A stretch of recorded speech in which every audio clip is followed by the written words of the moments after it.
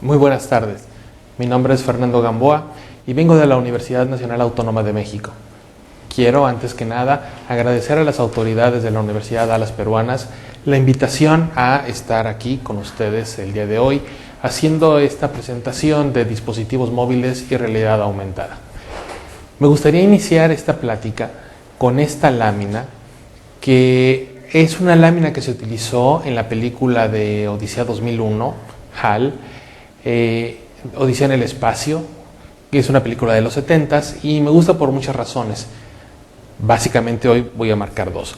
La primera es que muestra cómo la ciencia ficción veía el mundo del futuro, o sea, los 2000 hace 40 años, con colonias espaciales, con personas haciendo paseos de manera cotidiana en la luna, etc. Y en realidad de todo ese mundo que se preveía, que se deseaba, lo que llegó a nuestros días de manera cotidiana, pues es este artefacto que ese astronauta tiene entre sus manos, que es lo que hoy todos identificamos como una tableta. No deja de hacerme reflexionar, vaya, de todo ese futuro que se esperaba. Lo que nos llegó es esta tableta, es de lo que voy a estar hablando en los siguientes minutos, y me parece como un rasgo muy distintivo el que dentro de toda esa modernidad se haya definido desde entonces este dispositivo que yo podía llevar a todas partes conmigo, que podía mostrarme distintos tipos de información, que yo podía manipular de manera simple con las dos manos, etcétera, y todo lo que hoy conocemos que se ha hecho realidad. En particular, el día de hoy quisiera preguntarme y compartir con ustedes alguna reflexión de cómo todos estos dispositivos pueden apoyarnos en el proceso educativo y de cómo juegan un rol importante dentro de lo que ocurre en un aula. Esta imagen que está en este momento en su pantalla, en la pantalla, es el inicio de una de las famosísimas series de Los Simpson. Es un capítulo que se llama Bart Saca Zeta y es un inicio muy divertido porque se ve justamente a la profesora peleando o tratando de poner orden en una escena donde todos sus alumnos, cada uno de ellos tiene un dispositivo con el que llegó a la clase y todas las dificultades que tiene para hacer que hagan caso a lo que ella está tratando de explicar y para tratar de dialogar con ellos. Y es muy significativo porque esta escena termina con una escena que, bueno, en la televisión nos hace reír, pero en realidad es una escena muy cotidiana, donde la maestra decide que la solución es quitarle a todo mundo su teléfono y guardarlo en un cajón, como la única manera entonces de poder ella dar su clase. Y digo que esto es algo cotidiano porque en realidad muchos profesores, al problema que se están enfrentando hoy, es que todos estos dispositivos, pues no hemos encontrado todavía una manera clara, estandarizada, que todo el mundo pudiéramos aplicar, de usarlos en la clase, y en realidad para muchos profesores se vuelven una competencia entre la atención que deben de estarle dando a ellos y la que cada alumno le está dando a su dispositivo. Esto se debe, creo yo, a algunas premisas que se toman cuando se decide introducir estos dispositivos al aula. Y son premisas que suelen repetirse mucho, pero no por repetirse mucho se vuelven ciertas. Que son, y voy a tocar solamente 4, hay algunas otras, pero estas 4 me parecen las principales. La tecnología promueve mejoras en el aprendizaje de los alumnos. Y esto significa que pareciera o nos hacen sentir que por el hecho de introducir tecnología a nuestras aulas, a nuestros salones, esto va a lograr un mejor aprendizaje en ellos. Como vamos a ver, esto no solo es cierto, sino que tiene otros riesgos encerrados. Una segunda es que el uso de la tecnología en los profesores, sobre todo, lleva al rediseño de su práctica docente. Solo por el hecho de saber usar la tecnología, un profesor va a cambiar la manera como organiza, estructura y lleva a cabo su clase, y también hoy sabemos que esto no es cierto, y hablaré un poco de ello. Se habla mucho de esta capacidad innata que tienen los jóvenes para utilizar la tecnología y de cómo pareciera que nacen entendiéndola, y sin embargo, una vez más, hay estudios que muestran que esto no es cierto y que nosotros como instituciones de educación no podemos asumir que todo el mundo tiene el mismo nivel de dominio y de conocimiento para a partir de ahí tratar de llevar a cabo nuestras clases. Y finalmente, este aspecto de que la tecnología funge como un elemento motivador y en el momento en que los estudiantes encuentran esta tecnología, entonces toman gusto por las actividades que le estamos proponiendo simplemente porque son hechas a través de un medio tecnológico.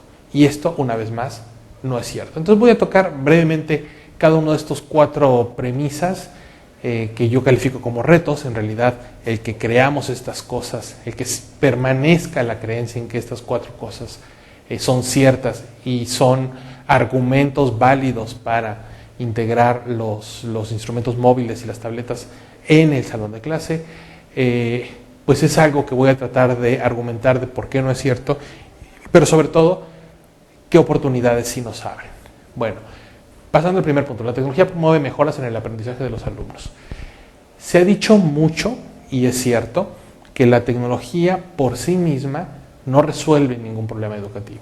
Es decir, no basta con poner ahí la tecnología, no basta con que los alumnos estén utilizando la tecnología para que entonces los procesos le queden más claros, los conceptos le queden más claros y esto los lleve a un mejor aprendizaje. Pero no solo no es cierto, esto se dice mucho, pero no se dice suficiente que si no tenemos cuidado, la tecnología puede volver peor el proceso educativo. En la imagen que están viendo en este momento en pantalla, es una sala en el Reino Unido, ya es una sala viejita, yo espero que no exista, porque como ustedes se darán cuenta, es un aula que en muchos sentidos es peor que las aulas tradicionales que no tienen tecnología. En esta aula los niños ya no se ven entre ellos, el profesor está perdido ahí entre ellos tratando de ayudar a uno, absolutamente desbordado por un esquema que no funciona. No hay interacción entre ellos, no hay dudas, no hay preguntas, cada niño está haciendo un poco lo que quiere o atendiendo a su pantalla sin que en realidad haya posibilidad de que toda esta vivencia que cada uno de ellos está teniendo sirva para llevar a una experiencia colectiva. Este es un ejemplo, a mí me parece muy claro, de que entonces no solo debemos tener cuidado para tener provecho de la tecnología, sino que también debemos tener mucho cuidado que lo que estamos proponiendo no hace simplemente peor la situación de lo que teníamos antes. Hay estudios, hay muchos estudios que dicen muy claramente que los alumnos, y no solo los alumnos, muchos profesores también, califican las clases que tienen con tecnología peores que las que tenían antes, fundamentalmente porque el esquema educativo no cambia. Sigo haciendo las mismas cosas, solo que ahora las hago con tecnología, lo cual los vuelve igual de aburrido, pero más complicado. Voy a hablar un poco más de esto en el siguiente punto. Se dice mucho también que el uso de tecnología va a llevar al docente a rediseñar su práctica. ¿Qué quiere decir esto? Quiere decir que en los años 80, 90, se decía que los profesores no usaban la tecnología o no integraban la tecnología porque no tenían acceso a ella.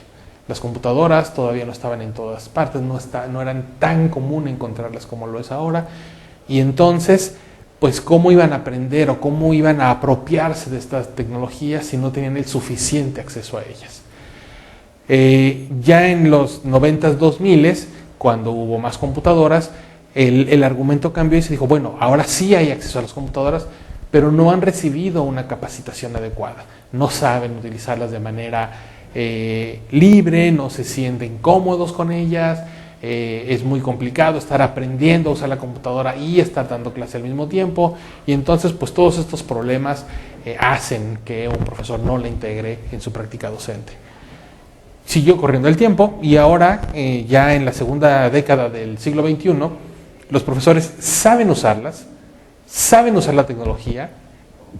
Es ya muy frecuente que el 50, 60, quizá el 70% de una planta docente de una institución tenga su propia cuenta de correo electrónico, sepan usar el editor de texto, sepan hacer presentaciones, es decir, ya se han apropiado en una gran mayoría, no todos, pero sí en una gran mayoría, se han apropiado de este instrumento tecnológico. Y sin embargo, lo que vemos es que esto no es suficiente para cambiar la práctica docente.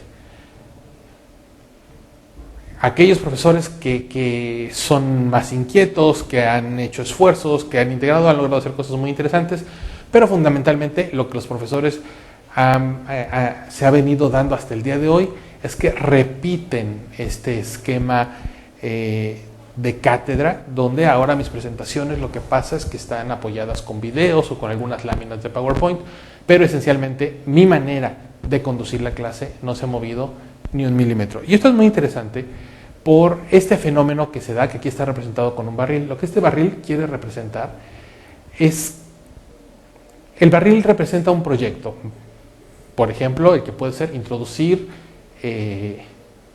tecnología móvil o computadoras o tabletas o teléfonos o lo que sea al aula.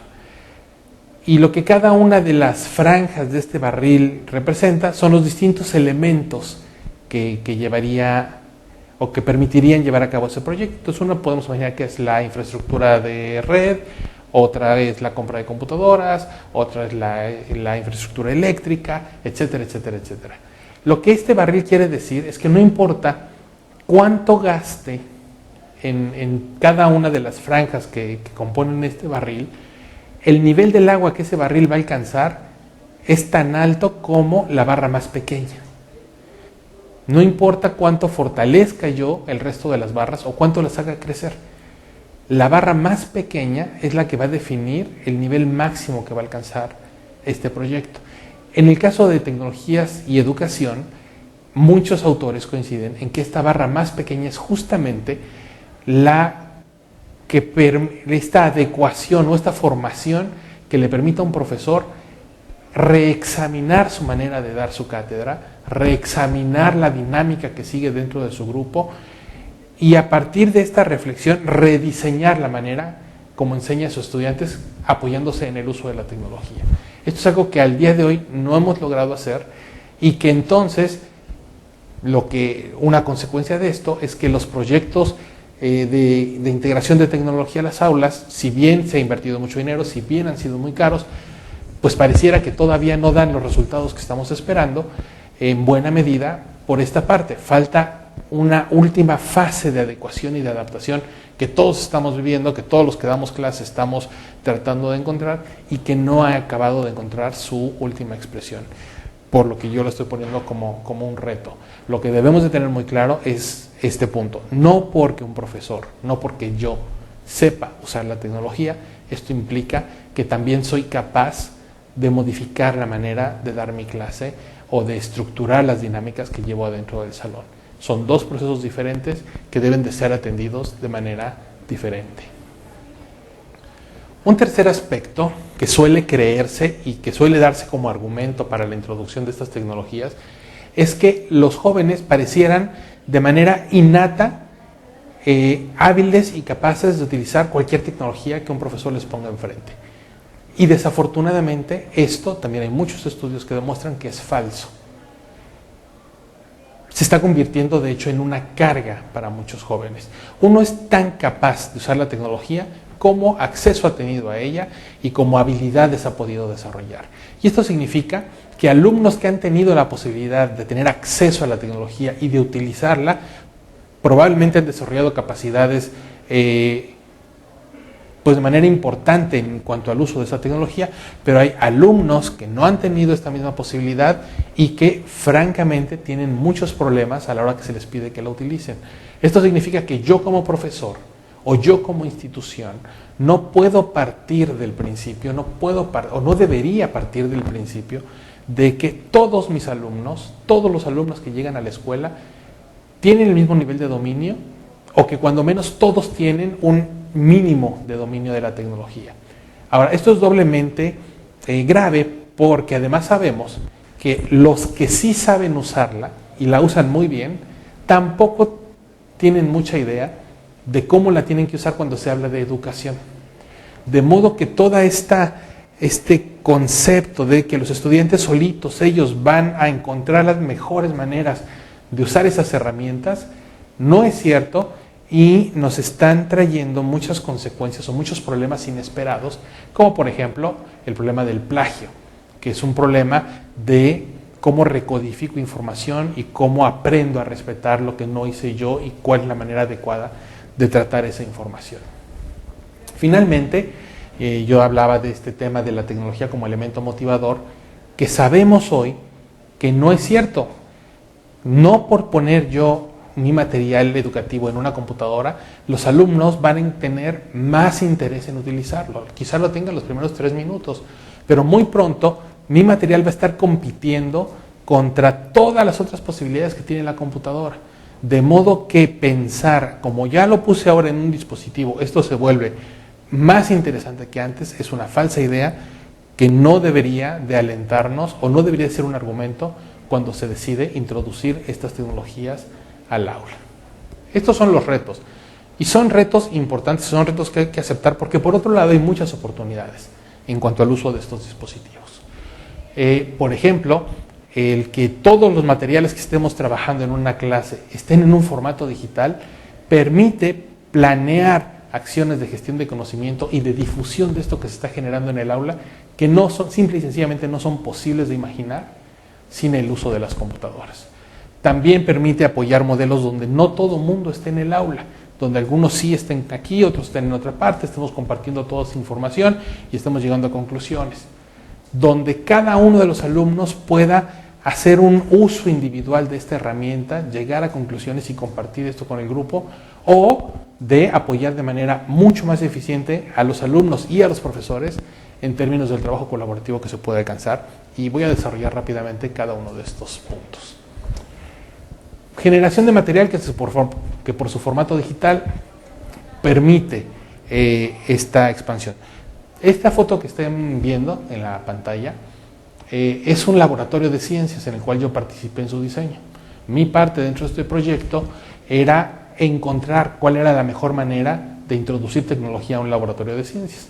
Como pueden ver en la imagen, no se trata de un laboratorio con simuladores únicamente, sino que se trata de un laboratorio donde los alumnos llevan a cabo sus experimentos y utilizan las tecnologías para, pues por una parte para anotar sus resultados parciales, pero también para poder socializar esos resultados y compararlos con lo que están haciendo otros compañeros. De modo que el esquema queda más o menos así. Esta propuesta lo que busca es que un estudiante pueda interactuar con el experimento y tener sus propias conclusiones, pero también que el estudiante pueda tener esa discusión con sus compañeros de equipo y que juntos y mediante su comparación de ideas y mediante los diferentes análisis que puedan hacer, puedan llegar a conclusiones de qué fue lo que sucedió en su mesa. Y que esto no solo se quede en su mesa, sino que lo puedan compartir con el resto del grupo. De modo que el profesor pueda pedirle a un equipo que muestre a todos sus otros compañeros qué fue lo que obtuvieron y qué fueron los resultados que obtuvieron. Y esto en un medio digital pueda ser muy fácilmente compartido o proyectado en distintas áreas. E incluso que lo que estamos haciendo en este grupo pueda compararse o compartirse con lo que está haciendo alguien en otra escuela y que vía red podamos estar viendo lo que hicimos cada uno y comparando nuestros resultados. Asimismo, bueno, las distintas relaciones que tiene el profesor y con un estudiante y con un equipo de alumnos y con el grupo entero y cómo todas estas diferentes relaciones pueden ser apoyadas a través de la tecnología o de un profesor con el resto de sus compañeros. De modo que el hecho de que la información que está circulando en mi salón toda comparta un mismo formato y toda la podamos compartir de estas muy variadas y muy poderosas maneras, por supuesto que abre todo un nuevo espectro de actividades que antes no teníamos acceso simplemente porque el medio que utilizábamos, ¿no? El lápiz, el papel, la pluma, pues no lo permitía tan fácilmente. Hoy sí estamos en esa posibilidad y son aspectos que deberíamos de estar explotando. Una segunda ventaja de tener estos dispositivos con nosotros es justamente apoyar modelos mixtos. Esto significa que no todo el mundo tiene que estar forzosamente en el aula, sino que quizás algunos de los compañeros o en colaboraciones especiales que se hagan con otras personas pueda estar dialogando y compartiendo información con gente que no está aquí. Lo que están viendo en la pantalla es un prototipo de una mesa que se llama Mirage Table que está desarrollando Microsoft, y lo que se ve ahí o lo que yo veo es como si del otro lado de la mesa estuviera sentada una persona que en realidad se encuentra en otro lugar de mi ciudad o de mi país o no importa dónde esté la otra persona. Y los dos podemos usar la mesa para intercambiar información y objetos. El objeto físico que yo coloco en la mesa se proyecta en tercera dimensión al otro usuario, de modo que él lo ve sobre su proyección como si el objeto estuviera puesto ahí y viceversa. el hecho de que cada uno de mis alumnos entonces tenga estos elementos posibilita este nuevo tipo de interacciones. Por aquí empezamos a entrar al otro tema que también quiero tratar en esta plática, si bien brevemente, que es el de realidad aumentada. Realidad aumentada, bueno, voy a hablar un poco más en detalle más adelante. Otra posibilidad de que cada uno de mis estudiantes tenga su propio dispositivo, y una gran ventaja, es el permitirles a cada uno de ellos elaborar de manera privada primeras conclusiones, jugar con simuladores, hacer sus notas, hacer sus propias deducciones antes de compartir esto con otras personas. Y también el poder llevar a cabo sesiones de realidad aumentada en primera persona. Brevemente, ¿qué es realidad aumentada? Muy probablemente todos ustedes lo sepan, pero en esta imagen lo que tenemos es una imagen de una catedral y cómo esa misma catedral se ve a través de un dispositivo móvil. Lo que vemos es que sobre esta escena real, la cámara que tiene el dispositivo móvil reconoce algunos puntos estratégicos de la imagen, reconoce qué está viendo y sobre lo que estoy viendo de la realidad agrega información que no está ahí, información digital, ¿no? Entonces ahí me está poniendo en la imagen, bueno, qué estoy viendo, hacia dónde está el norte, dónde quedan otros sitios, dónde puedo comer, etc. Esta técnica es particularmente poderosa y a mí me llena de emoción y de proyectos, porque es una técnica que permite de manera muy eficiente y a muy bajo costo pensar justamente en nuevas dinámicas dentro de mi salón de clases. De modo que yo no utilice la tecnología para repetir lo que ya hacía antes, sino que utilice la tecnología de manera innovadora para hacer cosas que antes no podía hacer. Por ejemplo, en la imagen que tienen aquí, lo que ven ahí son unos cubos, cada uno de ellos pueden notar que tiene una imagen, y en el pizarrón que está frente a los niños, lo que hace el sistema es que ya no muestra estas imágenes que tenían los cubos, sino que las cambia por unos objetos que son proyectados en el sistema. Y los niños lo que tienen que hacer es deletrear una palabra a partir de mover estos cubos. Esto significa que yo puedo hacer estrategias donde los estudiantes pueden pararse, pueden moverse, pueden discutir, pueden intercambiar objetos, y todas estas acciones pueden ser registradas de una manera cada vez más eficiente por un sistema de cómputo que los está observando.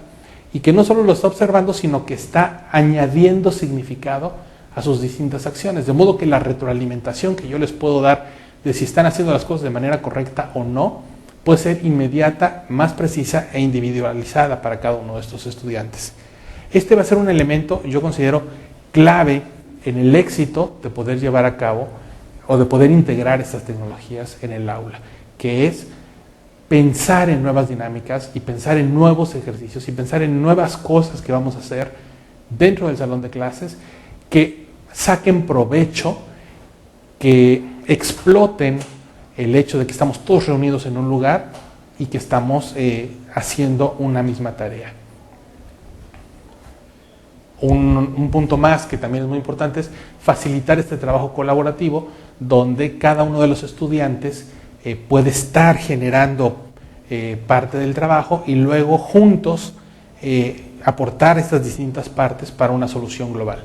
Este es un video de un trabajo que estamos haciendo en la UNAM, donde varios niños están trabajando cada uno de ellos en un dispositivo móvil y luego comparten sus trabajos hacia la mesa y en la mesa reúnen lo que cada uno de ellos está haciendo para llegar a una solución final. Si podemos correr el video, por favor.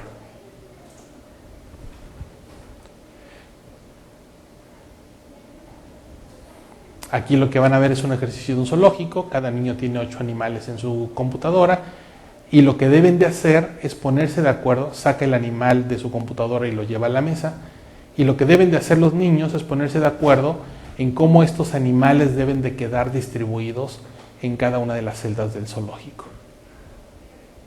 Pasan por varios niveles de discusión, al principio no hablan mucho entre ellos, al principio no saben muy bien qué tienen que hacer, pero poco a poco y a través de la discusión se van poniendo de acuerdo en cómo es que se deben de distribuir estos animales en cada una de estas celdas que están proyectadas. Lo que es importante de esta tecnología es, se dice mucho del trabajo colaborativo, que es llegar juntos a un resultado, esto es cierto, pero es incompleto. Lo más importante del trabajo colaborativo es la discusión del grupo a través de la cual llegamos a este resultado final y qué es lo que este tipo de trabajos alienta y promueve, que podamos discutir lo que estamos haciendo y juntos llegar a una solución.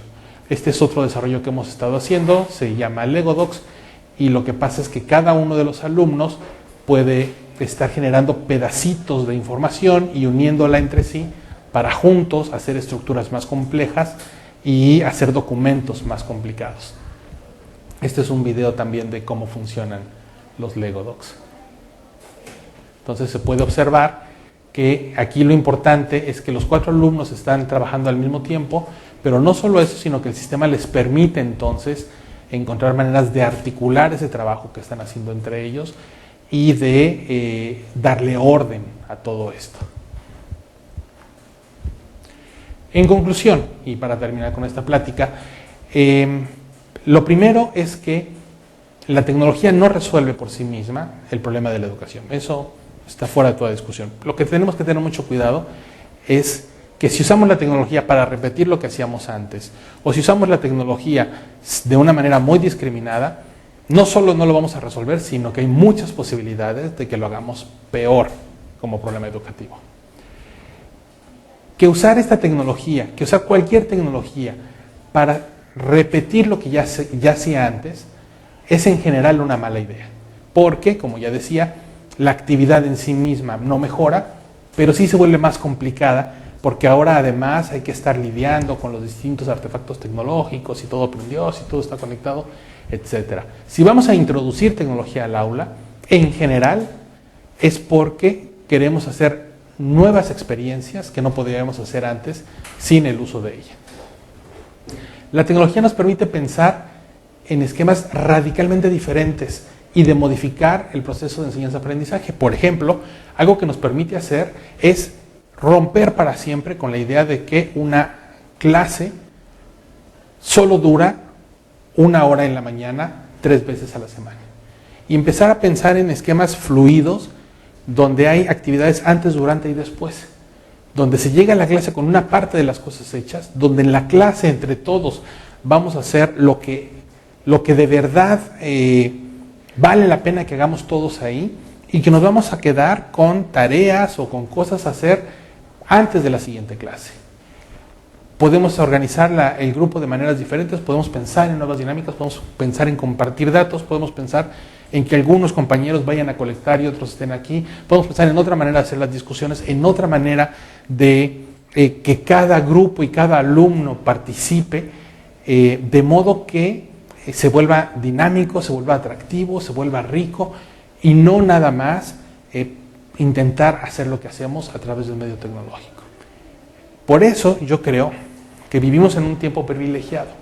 Vivimos en un tiempo donde deberíamos de darnos la libertad, nosotros como docentes, quitarnos un poco este susto y este temor que de repente paraliza de cómo integro la tecnología a mi clase, cómo uso todo esto que tengo a mi disposición de una manera eficiente.